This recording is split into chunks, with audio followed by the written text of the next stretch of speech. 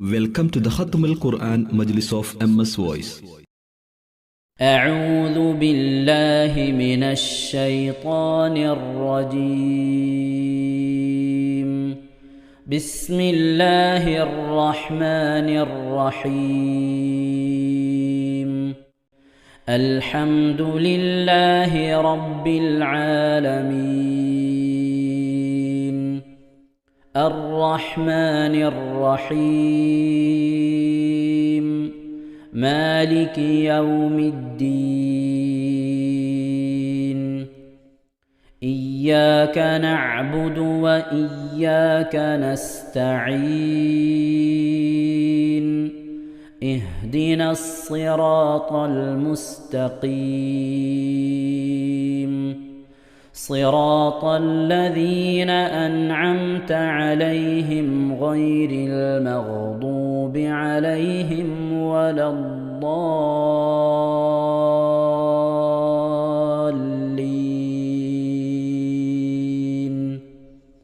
آمين.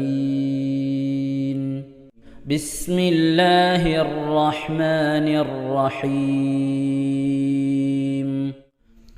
يريدون أن يخرجوا من النار وما هم بخارجين منها ولهم عذاب مقيم. والسارق والسارقة فاقطعوا أيديهما جزاء بما كسبا نكالا من الله والله عزيز حكيم. فمن تاب من بعد ظلمه وأصلح فإن الله يتوب عليه. إن الله غفور رحيم. ألم تعلم أن الله له ملك السماوات والأرض يعذب من يشاء ويغفر لمن يشاء والله على كل شيء قدير. يا أيها الرسول لا يحزنك الذين يسارعون في الكفر من الذين قالوا آمنا بأفواههم ولم تؤمن قلوبهم ومن الذين هادوا سماعون للكذب سماعون لقوم آخرين لم يأتوك يحرفون الكلم من بعد مواضعه يقولون إن أوتيتم هذا فخذوه وإن لم تؤتوه فاحذروا. ومن يرد الله فتنته فلن تملك له من الله شيئا. أولئك الذين لم يرد الله أن يطهر قلوبهم لهم في الدنيا خزي ولهم في الآخرة عذاب عظيم. سماعون للكذب أكالون للسحت فإن جاءوك فاحكم بينهم أو أعرض عنهم وإن تعرض عنهم فلن يضروك شيئا وإن حكمت فاحكم بينهم بالقسط إن الله يحب المقسطين. وكيف يحكمونك وعندهم عندهم التوراة فيها حكم الله ثم يتولون من بعد ذلك وما أولئك بالمؤمنين إنا أنزلنا التوراة فيها هدى ونور يحكم بها النبيون الذين أسلموا للذين هادوا والربانيون والأحبار بما استحفظوا من كتاب الله وكانوا عليه شهداء فلا تخشوا الناس واخشوني ولا تشتروا بآياتي ثمنا قليلا ومن لم يحكم بما أنزل الله فأولئك هم الكافرون وكتبنا عليهم فيها أن النفس بالنفس والعين بالعين والأنف بالأنف والأذن بالأذن والسن بالسن والجروح قصاص فمن تصدق به فهو كفارة له ومن لم يحكم بما أنزل الله فأولئك هم الظالمون وقفينا على آثارهم بعيسى ابن مريم مصدقا لما بين يديه من التوراة وآتيناه الإنجيل فيه هدى ونور ومصدقا لما بين يديه من التوراة وهدى وموعظة للمتقين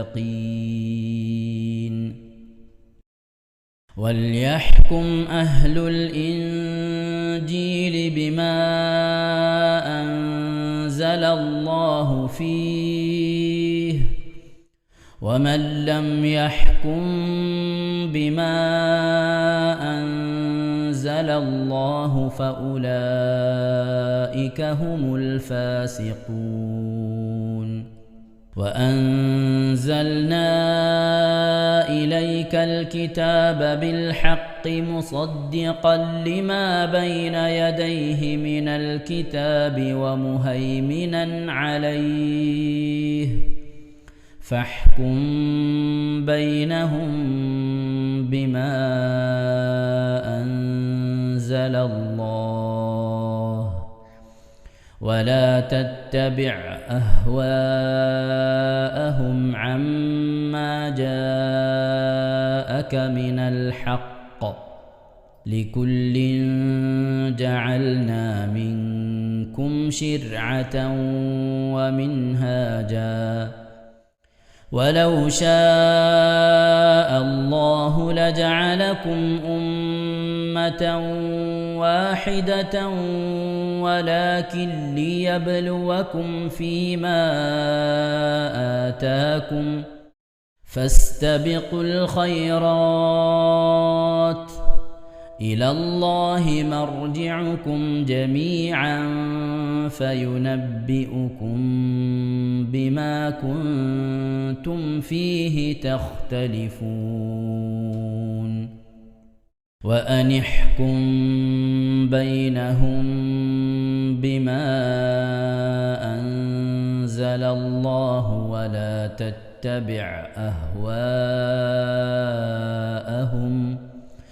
ولا تتبع أهواءهم واحذرهم أن يفتنوك عن بعض ما أنزل أنزل الله إليك فإن تولوا فاعلم أنما يريد الله أن يصيبهم ببعض ذنوبهم وإن كثيرا من الناس لفاسقون أفحكم الجاهلية يبغون ومن أحسن من الله حكما لقوم يوقنون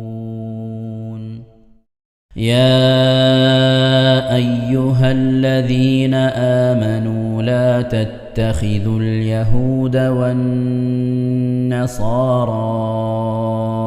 أولياء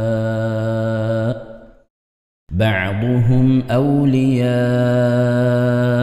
بعض ومن يتولهم منكم فإنه منهم إن الله لا يهدي القوم الظالمين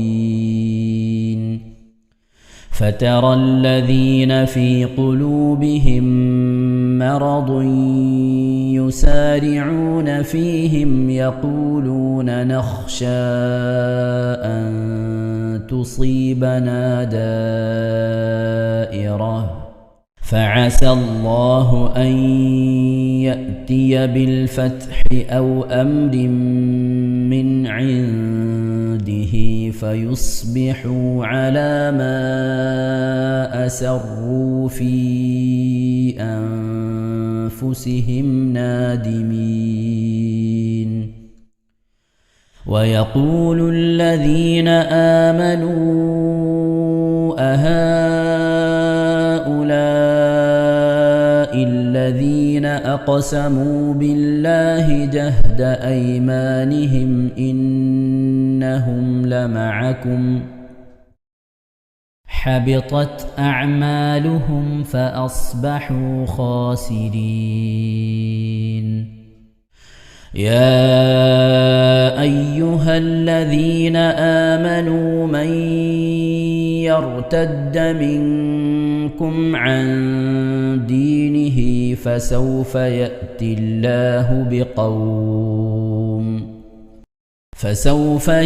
الله بقوم يحبهم ويحبونه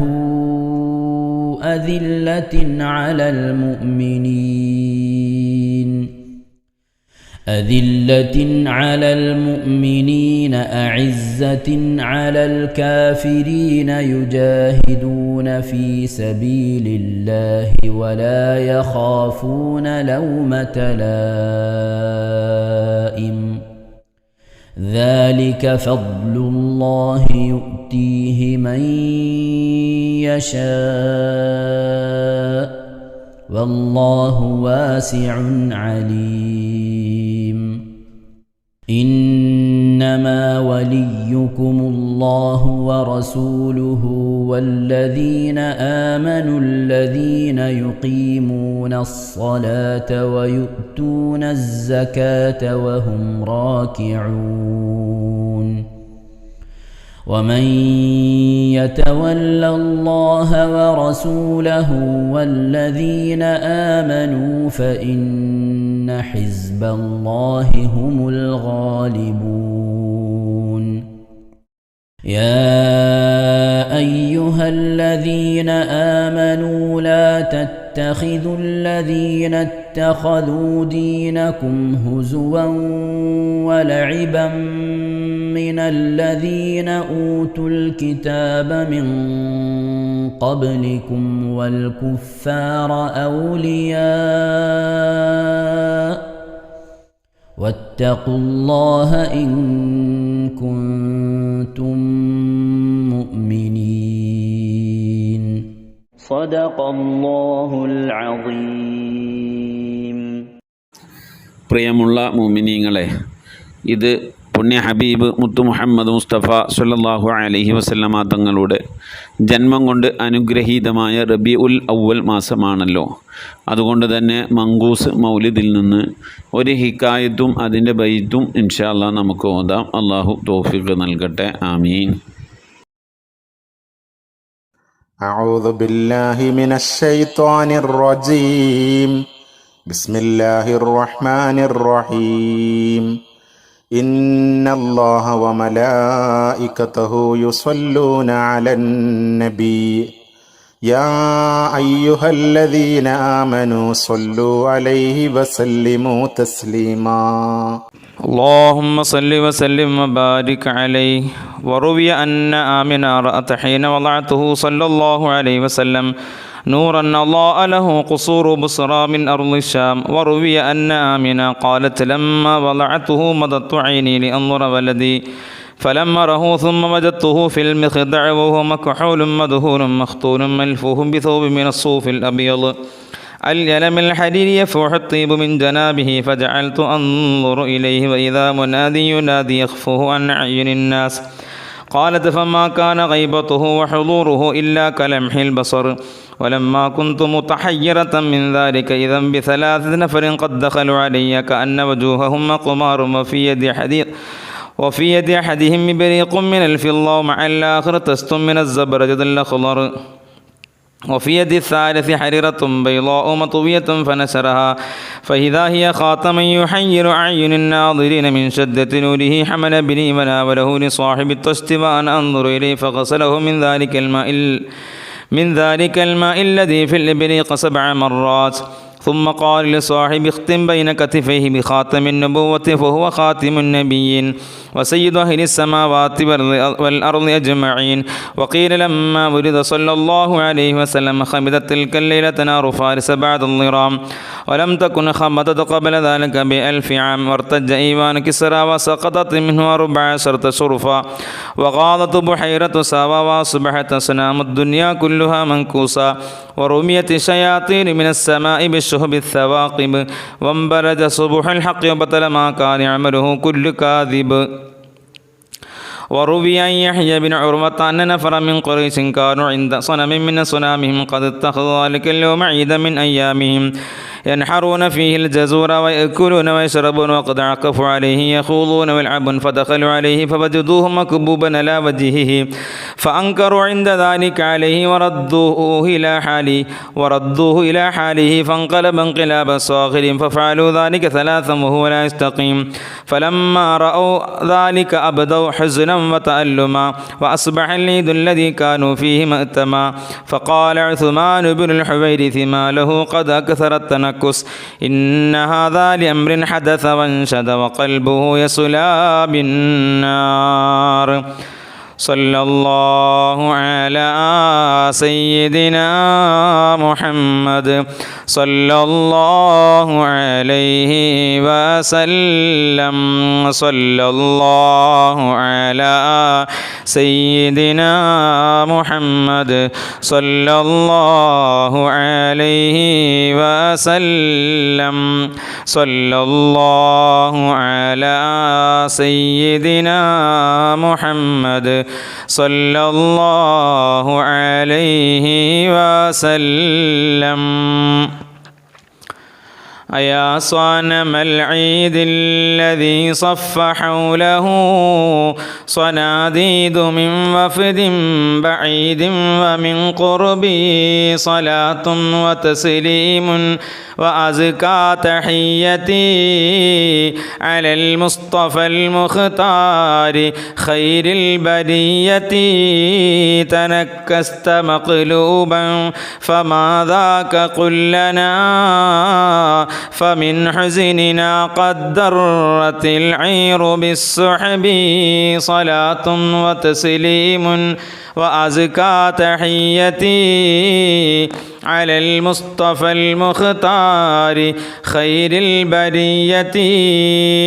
فإن كنت من ذنب أتينا فإننا نبوء بإقرار ونلوي عن الذنب صلاة وتسليم وأزكى تحيتي على المصطفى المختار خير البرية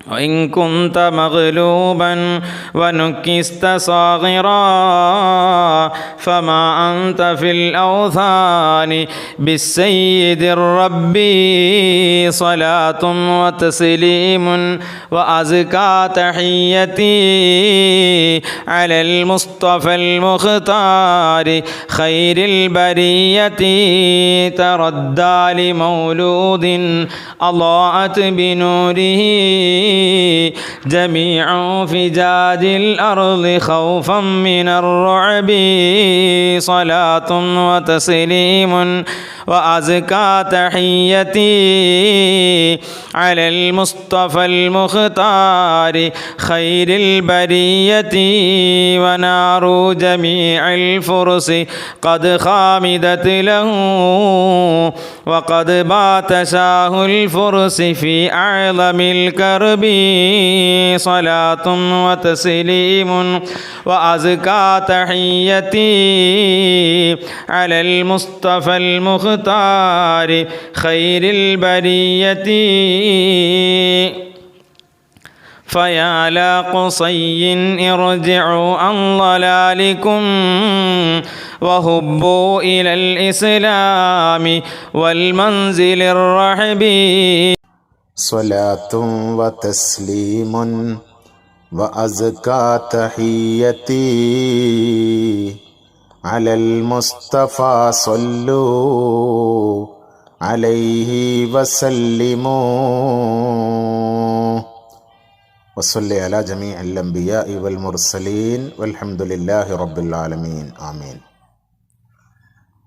അള്ളാഹു സുബ്ഹാനഹു വ തആല നാം ഓതിയതായ പരിശുദ്ധമായ ഖുർആൻ ഷരീഫിനെ നമ്മിൽ നിന്ന് സ്വീകരിക്കട്ടെ. എന്തെങ്കിലും പാകപ്പിഴകളൊക്കെ വന്നവന് അള്ളാഹു വിട്ടുപുറത്ത് മാപ്പാക്കി നൽകി അനുഗ്രഹിക്കട്ടെ. ഇതൊക്കെ നാളെ നമ്മുടെ ഖബറിലേക്ക് ഉപകരിക്കുന്ന സൽക്രമമായി അള്ളാഹു കബൂൽ ചെയ്യട്ടെ. പരിശുദ്ധ ഖുർആൻ്റെ അഹലുകാരി അള്ളാഹു നമ്മെ അവരെ ഉൾപ്പെടുത്തി അനുഗ്രഹിക്കട്ടെ.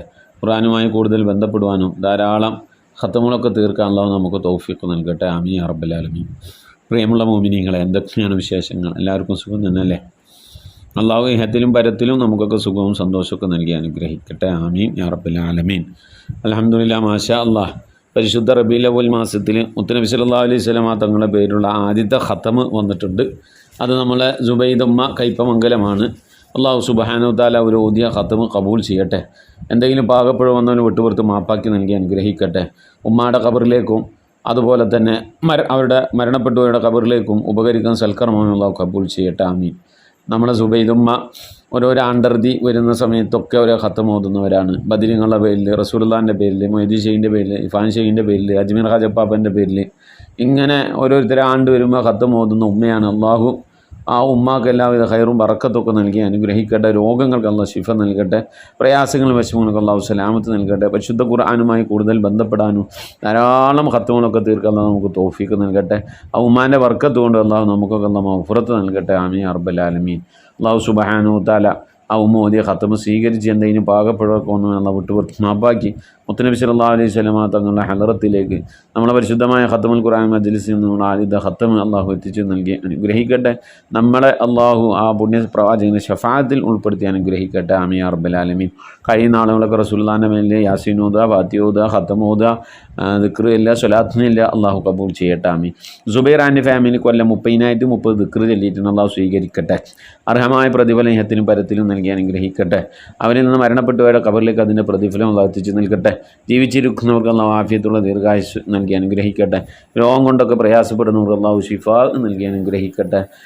എല്ലാ ആഴ്ചയിലും ദിക്റുകളും സലാത്തുകളും ചൊല്ലിവിടുന്ന ആ ഫാമിലിയിൽ അള്ളാഹു എല്ലാവിധ ഖൈറും ബർക്കത്തൊക്കെ നൽകി അനുഗ്രഹിക്കട്ടെ. ആമീൻ യാ റബ്ബൽ ആലമീൻ. ഇൻഷാ അല്ലാഹ്. പ്രിയമുള്ള മുഅ്മിനീങ്ങളെ, നമ്മിൽ നിന്ന് മരണപ്പെട്ടവരുടെ പേരിൽ ഫാത്തിഹ, ഇഖ്ലാസ്, നമുക്ക് ദുആയിലേക്ക് പ്രവേശിക്കാം. إلى حضرة نبينا سيدنا وشفينا وحبيبنا ومنجينا ومرشدنا وهادينا محمد صلى الله عليه وسلم. الفاتحة. أعوذ بالله من الشيطان الرجيم. بسم الله الرحمن الرحيم. الحمد لله رب العالمين الرحمن الرحيم مالك يوم الدين. إياك نعبد وإياك نستعين. اهدنا الصراط المستقيم صراط الذين أنعمت عليهم غير المغضوب عليهم ولا الضالين. رب اغفر لي. آمين. بسم الله الرحمن الرحيم. قل هو الله أحد الله الصمد لم يلد ولم يولد ولم يكن له كفوا أحد. بسم الله الرحمن الرحيم. قل هو الله أحد الله الصمد لم يلد ولم يولد ولم يكن له كفوا أحد. بسم الله الرحمن الرحيم. قل هو الله أحد الله الصمد لم يلد ولم يولد ولم يكن له كفوا أحد.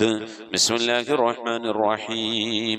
قل أعوذ برب الفلق من شر ما خلق ومن شر غاسق إذا وقب ومن شر النفاثات في العقد ومن شر حاسد إذا حسد. بسم الله الرحمن الرحيم. قل أعوذ برب الناس ملك الناس إله الناس من شر الوسواس الخناس الذي يوسوس في صدور الناس من الجنة والناس. آمين آمين. الحمد لله رب العالمين. اللهم صل على سيدنا محمد وعلى آل سيدنا محمد صلاة تنجينا بها من جميع الأهوال والبليات وتسلمنا بها من جميع الأسقام والآفات وتذكرنا بها من جميع السيئات وتغفر لنا بها جميع الخطيئات وتقضي لنا بها جميع الحاجات وترفعنا بها عندك على الدرجات وتبلغنا بها أقصى الغايات من جميع الخيرات في الحياة وبعد الممات. اللهم إنا نتوسل إليك باسمك العظيم وبجاه نبيك الكريم ووليك العظيم أن تغفر عنا الذنوب وتستر العيوب وتحسن الأخلاق وتوسع الأرزاق وتشفي الأسقام وتعافي الآلام وأن تدفع عنا ونحل بلدنا وبيتنا هذا السم الناقع والداء القامع والوباء القاتل إنك مجيب سامع. وأن تصرف عنا الطاعون والبلاء وتعصمنا من ذلك أهلك والوباء وتحجبنا بنورك من شر عدونا وشر الملعون ومن شر الوباء والطاعون. اللهم لا تؤاخذنا بسوء أفعالنا ولا تهلكنا بخطايانا. اللهم إنا نسألك أن تعيذنا من عذاب القبر وتؤمننا من الفزع الأكبر وتنجينا عن دار البوار وتسكننا الفردوس من دار القرار. പടച്ചവനെ ലോകരക്ഷിതാവായ അർഹമുറാഹിമായ അല്ലാഹ്, ഞങ്ങൾ ഓതിയതായ പരിശുദ്ധമായ ഖുർആൻ ശരീഫ് ഞങ്ങൾ നിന്ന് സ്വീകരിക്കണേ റഹ്മാനെ. അല്ലാഹുവേ, ഞങ്ങൾ ചെയ്യുന്ന എല്ലാ സൽക്കർമ്മങ്ങളും നീ കബൂലാക്കണേ അല്ലാഹ്. ഞങ്ങൾ ഖുർആൻ ഓതുന്നത്, ദിക്ർ ചൊല്ലുന്നത്, സ്വലാത്ത് ചൊല്ലുന്നത്, ഫർള് നമസ്കരിക്കുന്നത്, സുന്നത്ത് നമസ്കരിക്കുന്നത്, സദഖ ചെയ്യുന്നത്, റബ്ബേ നോമ്പ് നോൽക്കുന്നത്, ഇങ്ങനെ തുടങ്ങി അല്ലാഹുവേ നീ ഇഷ്ടപ്പെടുന്ന എന്തെല്ലാം കാര്യങ്ങൾ ഞങ്ങൾ ചെയ്യുന്നുണ്ട് അതൊക്കെ നീ കബൂലാക്കണേ റഹ്മാനെ. അതിൽ വന്നു പോകുന്ന തെറ്റുകുറ്റങ്ങളൊക്കെ വിട്ടുപുറത്ത് മാപ്പാക്കണേ അല്ലാഹ്. ഇതൊക്കെ നാളെ ഞങ്ങൾ ഖബറിലേക്ക് ഉപകരിക്കുന്ന സൽക്കർമ്മമാക്കണേ റഹ്മാനെ. അല്ലാഹുവേ, അതിൻ്റെയൊക്കെ സവാബിനെ പ്രതിഫലത ഹബീബായ പ്രവാചകൻ മുത്ത് മുഹമ്മദ് മുസ്തഫ സല്ലല്ലാഹു അലൈഹി വസല്ലമ തങ്ങളെ ഹദ്റത്തിലേക്ക് എത്തിക്കണേ അല്ലാഹ്. പുന്നാര ഹബീബിന്റെ ശഫാഅത്ത് ലഭിക്കുന്നവരുടെ കൂട്ടത്തിൽ ഞങ്ങളെ ഉൾപ്പെടുത്തണേ അല്ലാഹ്. എല്ലാ അമ്പിയാക്കൾ മുർസലീങ്ങൾ അവരെ അനുചരന്മാരെല്ലാം അമ്പിയാക്കൾ മുർസലീങ്ങളെ ഹദ്റത്തിലേക്ക് എത്തിക്കണേ അല്ലാഹ്. അല്ലാഹുവേ, അസ്ഹാബുൽ ബദരീങ്ങളെ ഹുദീങ്ങളെ ഖന്ദഖീങ്ങളെ ഹുനൈനീങ്ങളെ തബൂഖീങ്ങളുടെ എല്ലാ സ്വഹാബത്തെ കിറാമിന്റെ ഹദ്റത്തിലേക്കും എത്തിക്കണേ അല്ലാഹ്. റഹ്മാനായ റബ്ബേ, എല്ലാ ഔലിയാക്കളും സ്വാലിഹീങ്ങളും സജ്ജനങ്ങളും മശായിഖന്മാർ ഖൈറിന്റെ അഹ്ലുകാർ ശുഹദാക്കൾ സുദ്ദീഖീങ്ങളുടെ ഹദ്റത്തിലേക്ക് എത്തിക്കണേ അല്ലാഹ്. റബ്ബേ, പ്രത്യേകിച്ച് ഞങ്ങൾ സിയാറത്ത് ചെയ്തിട്ടുള്ളതായ നിന്റെ മഹാന്മാരായ ഔലിയാക്കൾ സ്വാലിഹീങ്ങളൊക്കെ ഹദ്റത്തിലേക്ക് എത്തിക്കണേ അല്ലാഹ്. ഈ ഖത്മുൽ ഖുർആൻ മജ്ലിസിൽ പങ്കെടുത്തുകൊണ്ട് ഈ ദുആക്ക് ആമീൻ പറയുന്ന എൻ്റെ പ്രിയപ്പെട്ട ഉമ്മമാരും ഉപ്പമാരുള്ള ഓരോ മഹല്ലിലെയും ഓരോ വീട്ടിലെയും പരിസരത്തുള്ള പരിസരത്തും അന്ത്യവിശ്രമം കൊള്ളുന്ന എല്ലാ മഹാന്മാരുടെ ഔലിയാക്കളുടെ ഹദ്റത്തിലേക്ക് എത്തിക്കണേ അല്ലാഹ്. റബ്ബേ അവരുടെയൊക്കെ ദറജകളെ നിവർത്തി കൊടുക്കണേ റബ്ബേ. അവരുടെയൊക്കെ ഹക്ക് ജാഹ് ബറക്കത്ത് കൊണ്ട് ഞങ്ങളൊക്കെ ആക്കിബത് നന്നാക്കി തരണേ അല്ലാഹ്. ഈമാൻ സലാമത്തിലാക്കി തരണേ റഹ്മാനെ. ലോക വിജയങ്ങൾ ഉൾപ്പെടുത്തി അനുഗ്രഹിക്കണേ അല്ലാഹ്. പടച്ചവനെ ലോകരക്ഷിതാവായ റഹ്മുറാഹിമായ അല്ലാഹുവിൻ്റെയൊക്കെ ബർക്കത്ത് കൊണ്ട് ഞങ്ങളുടെയൊക്കെ ദോഷങ്ങൾ വിട്ടു വെറുതെ മാപ്പാക്കി തരണേ അല്ലാഹ്. ഞങ്ങളെ ഹൃദയം നന്നാക്കി തരണേ അല്ലാഹ്. സ്വഭാവം നന്നാക്കി തരണേ അല്ലാഹ്. ദുനിയാവിലും ആഖിറത്തിലും ഞങ്ങളെ നീ വശലാക്കല്ലേ അല്ലാഹ്. റഹ്മാനായ റബ്ബേ, ദുനിയാവിലും ആഖിറത്തിലും വശലാകുന്ന പ്രവർത്തനങ്ങളിൽ നിന്നൊക്കെ ഞങ്ങളെ നീ കാക്കണേ അല്ലാഹ്. ശൈത്വാനിയത്തിൻ്റെ ഉപദ്രവങ്ങളിൽ നിന്ന് കാക്കണേ അല്ലാഹ്. ശൈത്വാനിയത്തിൻ്റെ ദുർബോധനങ്ങളിൽ നിന്ന് കാക്കണേ അല്ലാഹ്. ദുഷിച്ച ചിന്തകളിൽ നിന്ന്, പ്രവർത്തനങ്ങളിൽ നിന്ന്, സ്വഭാവങ്ങളിൽ നിന്നൊക്കെ കാക്കണേ റഹ്മാനെ. അല്ലാഹു അത്തരം പ്രവർത്തനങ്ങളിൽ പെട്ടുകൊണ്ട് മോശമായി കൊണ്ടിരിക്കുന്ന മക്കളുണ്ട്, ഭാര്യമാരുണ്ട്, ഉപ്പമാരുണ്ട്, സഹോദരന്മാരുണ്ട്, സഹോദരിമാരുണ്ട്. എല്ലാവർക്കും നീ സലാമത്ത് നൽകി അനുഗ്രഹിക്കണേ അല്ലാഹ്. ഇസ്സത്ത് നൽകണേ അല്ലാഹ്. ദുആ കൊണ്ട് വസിയ്യത്ത് ചെയ്തവരുടെ മുറാദുകൾ ഹാസിലാക്കി നൽകണേ അല്ലാഹ്. റഹ്മാനായ റബ്ബേ, ഞങ്ങളൊക്കെ മഈശത്തിന് മേഖലയിൽ ബർക്കത്ത് നൽകണേ അല്ലാഹ്. സാമ്പത്തിക അഭിവൃദ്ധി നൽകി അനുഗ്രഹിക്കണേ അല്ലാഹ്. കടം കൊണ്ടൊക്കെ വിഷമിക്കുന്നവരുടെ വീട്ടാനുള്ള തൗഫീഖ് നൽകണേ അല്ലാഹ്. മക്കളില്ലാത്തവരുണ്ട്, വിവാഹം നടക്കാത്തവരുണ്ട്, ഖൈറിന്റെ വഴികൾ തുറന്നു നൽകണേ അല്ലാഹ്. റബ്ബേ, ഞങ്ങളൊക്കെ മഈശത്തിന്റെ മേഖലയിലുള്ള ഖൈറും ബറക്കത്തും നൽകി അനുഗ്രഹിക്കണേ അല്ലാഹ്. അല്ലാഹുവേ, പല സന്ദർഭങ്ങളിൽ ദുആ കൊണ്ട് വസിയ്യത്ത് ചെയ്ത് നല്ല പ്രിയപ്പെട്ട ഉപ്പമാർ, ഉമ്മമാർ, സഹോദരി സഹോദരന്മാർ എല്ലാവരെയും നീ ഖബൂലാക്കണേ അല്ലാഹ്. എല്ലാവരുടെയും മുറാദുകൾ ഹാസിലാക്കണേ അല്ലാഹ്. എല്ലാവരുടെയും രോഗങ്ങൾക്ക് ശിഫ നൽകണേ അല്ലാഹ്. റബ്ബേ, ഞങ്ങളുടെ എല്ലാവരുടെയും മനസ്സിൻ്റെ ഉള്ളിലുള്ള വേദനകൾ, വിഷമങ്ങൾ, ആവലാദികൾ, പ്രയാസങ്ങൾ, ദുഃഖങ്ങൾ, ദുരിതങ്ങൾ അല്ലാഹുവേ അതൊക്കെ നിനക്കറിയാമല്ലോ റഹ്മാനെ. ഒക്കെ നീ ഖൈറിലും സന്തോഷത്തിലുമാക്കണേ അല്ലാഹ്. റബ്ബേ, ഖത്മുൽ ഖുർആൻ മജ്ലിസിൽ പങ്കെടുത്തുകൊണ്ട് ദുആക്ക് വേണ്ടി ഇരിക്കുന്ന എൻ്റെ പ്രിയപ്പെട്ട ഉപ്പമാർ, ഉമ്മമാർ, സഹോദരി സഹോദരന്മാർ മനസ്സിൽ എന്തെല്ലാം പ്രയാസങ്ങൾ, വിഷമങ്ങളാണുള്ളത് നിനക്കറിയാമല്ലോ റബ്ബേ. ജീവിതത്തിൽ എന്തെല്ലാം വിഷമങ്ങളാണ് സഹിക്കുന്നത് നിനക്കറിയാമല്ലോ റഹ്മാനെ. എന്തെല്ലാം രോഗങ്ങൾ കൊണ്ട് പ്രയാസപ്പെടുന്നവരാണ് നിനക്കറിയാമല്ലോ അല്ലാഹ്. എല്ലാത്തിനും നീ സലാമത്ത്, സമാധാനം, ശിഫാ നൽകി അനുഗ്രഹിക്കണേ അല്ലാഹ്. റബ്ബേ, ഞങ്ങളെ മക്കളൊക്കെ നീ സാലിഹീങ്ങളാക്കണേ അല്ലാഹ്. ദീനുള്ള മക്കളാക്കണേ അല്ലാഹ്. ഖബറിലേക്ക് ഉപകരിക്കുന്ന മക്കളാക്കണേ അല്ലാഹ്. പള്ളിയുമായി ബന്ധപ്പെടുന്ന മക്കളാക്കണേ അല്ലാഹ്. റഹ്മാനായ റബ്ബേ, അല്ലാഹുവേ, മഖ്ബൂലും മബ്റൂറുമായ ഹജ്ജും ഉംറയും മർദിയായ സിയാറത്തൊക്കെ ചെയ്യാനുള്ള തൗഫീഖ് നൽകണേ അല്ലാഹ്. റബ്ബേ, ഞങ്ങളോട് ഓതിയതിൻ്റെ, ചൊല്ലിയതിൻ്റെ, ഒരുമിച്ച് കൂടിയതിൻ്റെ ഒക്കെ പ്രതിഫലത്തെ ഞങ്ങൾ ഉമ്മ വഴിക്കും ഉപ്പ വഴിക്കും കൂട്ടുകുടുംബാദികളും ബന്ധുമിത്രാദികളും മരിച്ചുപോയ എല്ലാവരുടെയും ഖബറിടത്തിലേക്ക് എത്തിക്കണേ അല്ലാഹ്. അവരുടെ നാളെ ഞങ്ങളൊക്കെ ഖബർ നീ സന്തോഷത്തിനും റാഹത്തിനുമാക്കണേ അല്ലാഹ്. അല്ലാഹുവേ, നിന്റെ മഹൽ ഫദ്ൽ കൊണ്ട് അല്ലാഹ് ഞങ്ങളിൽ നിന്ന് മരണപ്പെട്ടു പോയവർ അവരുടെ ഖബറിടത്തിലേക്ക് എന്തെങ്കിലും മക്കളായ ഞങ്ങൾ, ഭാര്യമാരാകുന്നു ഞങ്ങൾ, ഭർത്താക്കന്മാരാകുന്നു ഞങ്ങൾ എന്തെങ്കിലും സൽക്കർമ്മങ്ങൾ ചെയ്യുന്നുണ്ടോ എന്ന് കാത്തിരിക്കുന്നവരാണ് അല്ലാഹുവേ. ഞങ്ങൾ ദിവസവും ഖുർആനൂതി അവരുടെ ഹദ്റത്തിലേക്ക് ഹദിയ ചെയ്യുന്നുണ്ട്. പലവരും മരണപ്പെട്ടു പോയവരുടെ ഹദ്റത്തിലേക്ക് സ്വതക്കകൾ നൽകി, ഹദിയകൾ നൽകി, സമ്പത്ത് നൽകി ദുആ കൊണ്ട് വസിയ്യത്ത് ചെയ്യുന്നവരുണ്ട്. റഹ്മാനായ റബ്ബേ, മരണപ്പെട്ടവരെ ആണ്ടാകുമ്പോൾ ഖുർആനോദി, ഖത്മോദി, അതുപോലെ തന്നെ ദിക്ർ, സ്വലാത്തുകൾ ചൊല്ലി, മൗലൂദ് ചൊല്ലി ദുആ ചെയ്യുന്നവരുണ്ട്. എല്ലാവരെയും നിനക്കറിയാമല്ലോ റഹ്മാനെ. എല്ലാവരുടെയും മുറാദുകൾ ഹാസിലാക്കണേ അല്ലാഹ്. ആ മരണപ്പെട്ടവരുടെ ഖബറിടത്തിലേക്ക് അതിൻ്റെയൊക്കെ പ്രതിഫലം കണ്ടുകൊണ്ട് ആ ഖബറിൽ കിടന്ന് സന്തോഷിക്കാൻ അവർക്കൊക്കെ നീ തൗഫീഖ് നൽകണേ അല്ലാഹ്. റഹ്മാനായ റബ്ബേ, മരിക്കുന്നതിൻ്റെ മുമ്പ് ഹബീബായ പ്രവാചകൻ മുത്ത് മുഹമ്മദ് മുസ്തഫ സല്ലല്ലാഹു അലൈഹി വസല്ലം തങ്ങളെ വജൂ ശരീഫ് കണ്ടുകൊണ്ട് സന്തോഷിച്ച് സ്വർഗം കണ്ട് ലാ ഇലാഹ ഇല്ലല്ലാഹ് എന്ന കലിമത്ത് തൗഹീദ് ഉച്ചരിച്ചുകൊണ്ട് ഒരു വെള്ളിയാഴ്ച രാവിലെ, ഒരു വെള്ളിയാഴ്ച പകലിലോ ഈ ദുനിയാവിൽ നിന്ന് വിട പറയാൻ നീ ഞങ്ങൾക്ക് തൗഫീഖ് നൽകണേ അല്ലാഹ്. ഞങ്ങളെ സക്കറാത്ത് എളുപ്പമാക്കി തരണേ അല്ലാഹ്. മരണം നന്നാക്കി തരണേ അല്ലാഹ്. സാലിഹീങ്ങളിൽ ദുനിയാവിൽ നിന്ന് വിട പറയും പോലെ വിട പറയാനുള്ള ഭാഗ്യം നൽകി അനുഗ്രഹിക്കണേ അല്ലാഹ്. بحق محمد صلى الله عليه وسلم وآل محمد صلى الله عليه وسلم وصحاب محمد صلى الله عليه وسلم. ربنا آتنا في الدنيا حسنة وفي الآخرة حسنة وقنا عذاب النار. آمين برحمتك يا أرحم الراحمين. صلى الله تعالى وسلم على خير خلق سيدنا محمد وآله وصحبه أجمعين. سبحان ربك رب العزة عما يصفون وسلام على المرسلين والحمد لله رب العالمين. പ്രിയമുള്ള മുഅ്മിനീങ്ങളെ, പരമാവധി ദിക്ർ സലാത്തുകളൊക്കെ ചൊല്ലി ഇൻഷാ അല്ലാഹ് അവിടെ എണ്ണം വെക്കണം. വ്യാഴാഴ്ച മജ്ലിസിലേക്ക് അറിയിക്കണം. അല്ലാഹു കബൂലാക്കട്ടെ. ഉസീക്കും ബിദ്ദുആ. അസ്സലാമു അലൈക്കും വറഹ്മത്തുള്ളാഹി വബറകാതുഹു.